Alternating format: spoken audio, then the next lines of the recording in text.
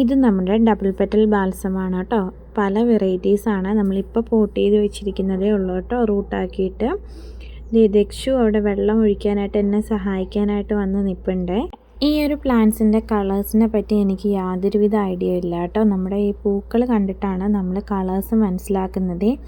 ഏതൊക്കെയോ കുറേ കളക്ഷൻസ് നമ്മുടെ കയ്യിലുണ്ട്. ഇതൊക്കെ ഫ്ലവറായിട്ട് വന്നാൽ മാത്രമേ എന്താണ് അതിൻ്റെ കളേഴ്സ് എന്ന് നമുക്ക് പറയാൻ പറ്റുള്ളൂ കേട്ടോ.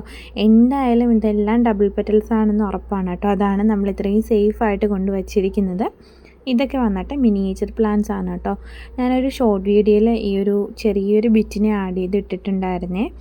അപ്പോൾ മിനിയേച്ചറിനെയൊക്കെ നമ്മളിതാ ഇതുപോലെ ഒരു കുറച്ച് പരന്നൊരു പോട്ടിനകത്തേക്ക് വെച്ചിരിക്കുകയാണ് കേട്ടോ. ഇത് എനിക്ക് തോന്നുന്നു ബോഗൺവില്ല അല്ല, ആ പ്ലാന്റിൻ്റെ പേര് ഞാൻ മറന്നുപോയി. ഏതോ ഒരു ബുഷിയായിട്ട് നിൽക്കുന്ന ഒരു പ്ലാന്റ് സെറ്റ് ചെയ്യുന്ന ഒരു പോട്ടാണ് കേട്ടോ. ആ പോട്ടിൻ്റെ പേര് തന്നെ അങ്ങനെയാണ്. നമ്മൾ ഡബിൾ പെറ്റൽ ബാൽസത്തിനെ എങ്ങനെയാണ് സെയിലിന് തയ്യാറാക്കുന്നത് എന്നതിനെക്കുറിച്ചൊരു ചെറിയ ടിപ്പാണ് കേട്ടോ ഈ ഒരു വീഡിയോയിൽ.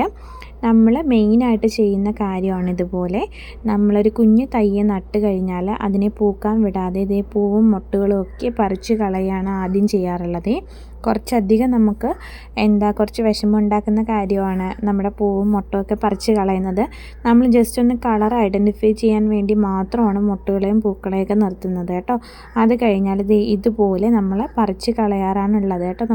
നമുക്ക് സെയിലിന് വേണ്ടിയിട്ടുള്ളതാകുമ്പോൾ നമ്മുടെ പ്ലാന്റ്സിൻ്റെ ഹെൽത്തി ആയിട്ട് നിൽക്കുന്ന, അതായത് ഒരുപാട് ബ്രാഞ്ചസ് വരുന്നതാണ് നമുക്ക് ഏറ്റവും ഗുണകരമായിട്ടുള്ളത്.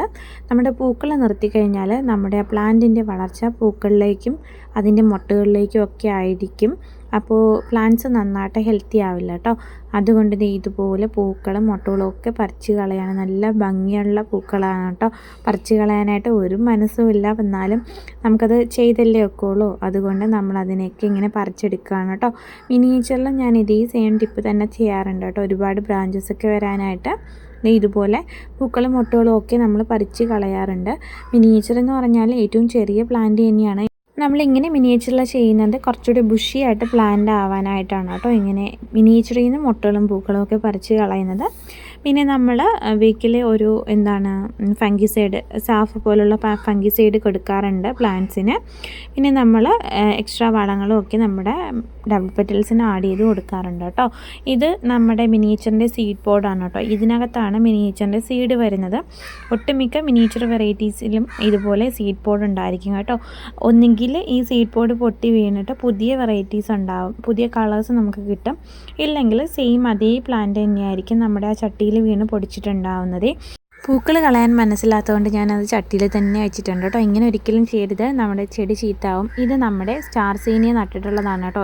ഈ ഒരു ട്രെയിൽ ഫുള്ള് നമ്മൾ സ്റ്റെമ്മ് വെച്ചിട്ടുണ്ടായിരുന്നു കേട്ടോ. പക്ഷേ അതിൽ ഈ 2 മാത്രമാണ് നമുക്ക് കിട്ടിയിട്ടുള്ളത്.